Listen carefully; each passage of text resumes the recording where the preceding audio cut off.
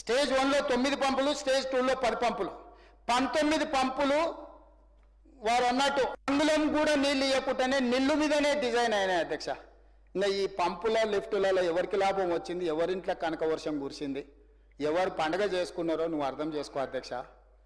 ओ अकबर साहब वही बोल रहे बार बार, मैं ये कुर्सी में बैठा हूँ, मैं सब कुछ नहीं बोल सकता हूँ, मगर वो साहब तो बोल रहे हैं ना, उनको तो 26 साल का तजुर्बा है, मेरा तजुर्बा थोड़ा कम है, मेरा 14-15 साल का तजुर्बा है, उनका तो 26 साल का तजुर्बा है, बहुत सारे लोगों को देखा है ना, इसीलिए साहब ने कह रहा है कि भाई क्या हो रहा, कहाँ हो रहा, ये वाला ఇది ఇక్కడ ఎప్పుడైతే 37 పంపులు 5 లిఫ్టులు అయినాయో దీని అంచనా 10,335 కోట్లు అయింది అధ్యక్ష పంపుల లిఫ్టులకు.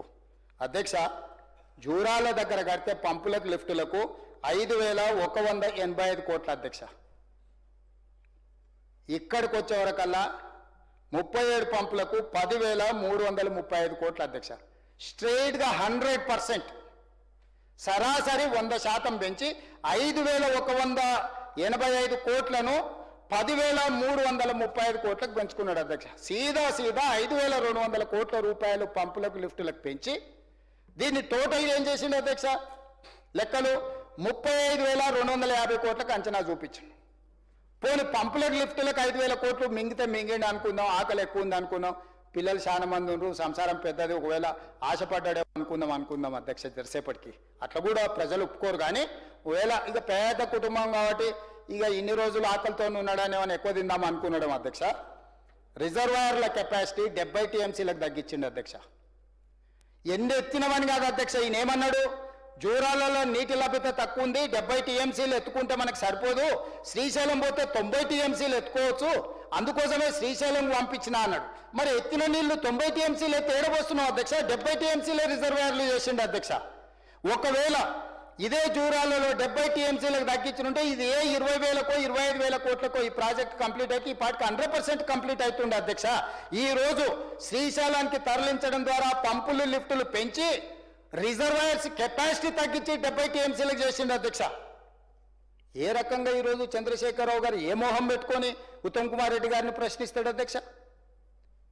ఏ మోహం పెట్టుకొని ఈరోజు పాలమూరు రంగారెడ్డి ఎత్తిపోతల మీద కాంగ్రెస్ పార్టీ ఉత్తమ్ కుమార్ రెడ్డి లేకపోతే నేను మీరు అన్యాయం చేసిందని ఏ మోహం పెట్టుకొని మాట్లాడతాడు అధ్యక్ష? ఇది అఫీషియల్ డాక్యుమెంట్ అధ్యక్ష, నేను ఎక్కడి నుంచో ఆకాశంలో నుంచి సృష్టించిన అబ్రకదబ్ర కాదు అధ్యక్ష, ఇది అఫీషియల్ డాక్యుమెంట్. దీంట్లో ఇంకొక స్టోరీ చెప్తా అధ్యక్ష మీకు.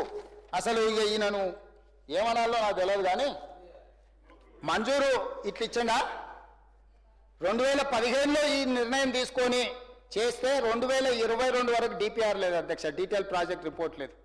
పదే అప్పుడు నాగం జనార్దన్ రెడ్డి గారు కేసు వేసారు, ఇందులో అవినీతి జరిగిందని కొట్లాడుతూ ఉండే పాపం పెద్ద మనిషి, కొట్లాడి అలసిపోయి లాస్ట్కి ఆయన దగ్గరికే చేరిండి, ఆ తర్వాత కేసు కొట్టేసారు అధ్యక్ష. పెద్ద మనిషి అంటే నాకు చాలా గౌరవం అధ్యక్ష. మా జిల్లా ఇష్యూల్లో చాలా కొట్లాడిన, ఆనాడు కల్వకుర్తి లిఫ్ట్ ఇరిగేషన్ రావడానికి వారు ప్రధాన కారణం. అలాంటి వ్యక్తి ఇందులో జరిగిన దాని మీద నిత్యం కొట్లాడిండు అధ్యక్ష. సుప్రీంకోర్టు వరకు కొట్లాడి, సుప్రీంకోర్టుకు పోయినాక నాగం జనార్దన్ రెడ్డి గారు టీఆర్ఎస్లోకి పోయారు, ఆ కేసు కొట్టుడు పోయింది అధ్యక్ష. ఇది సారాంశం. అప్పుడప్పుడు అక్బర్ గారు అడిగితే వారికి తెలవడం కోసం వీరు డీటెయిల్ ప్రాజెక్ట్ రిపోర్టు 2022లో తయారు చేసిండు అధ్యక్ష.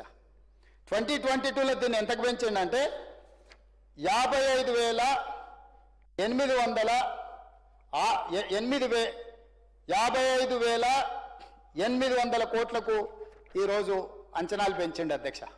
ఇందులో పోనీ ఇదన్నా మొత్తం 12.5 లక్షల ఎకరాల ఆయకట్టుకు నీళ్ళు వస్తాయని అనుకుంటున్నారు అధ్యక్ష. ఇందులో ఈయన పెట్టింది ల్యాండ్ ఎక్విజేషన్కు, అదేవిధంగా డిస్ట్రిబ్యూటరీ అండ్ మైనర్ సబ్ మైనర్స్కి డిస్ట్రిబ్యూటరీస్ మీద పెట్టిన బడ్జెట్ ఎంత అధ్యక్ష అంటే acquisition and compensation, rehabilitation and resettlement 3,150 కోట్లు దీనికి పెట్టిండు అధ్యక్ష.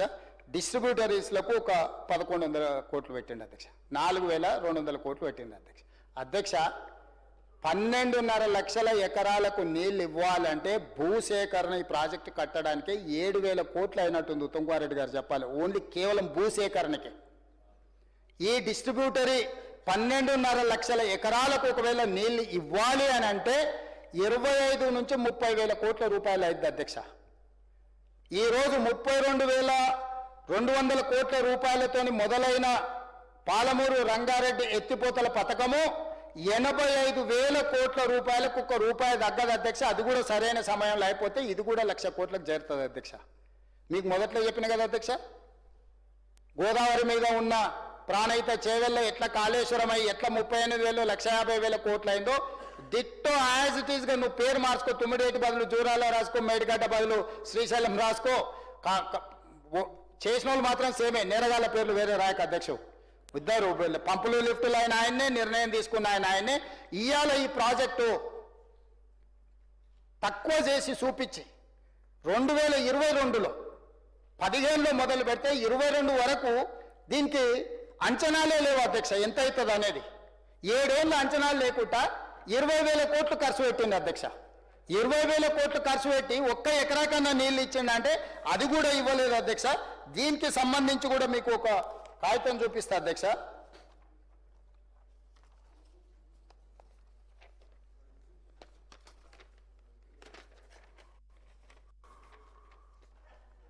ఇంత జరిగిందా అధ్యక్ష? మురళీధరరావు గారు రాసిన ఒక లెటర్ చెప్తా అధ్యక్ష. కేసీఆర్ గారు పదే పదే మాట్లాడతారు కదా.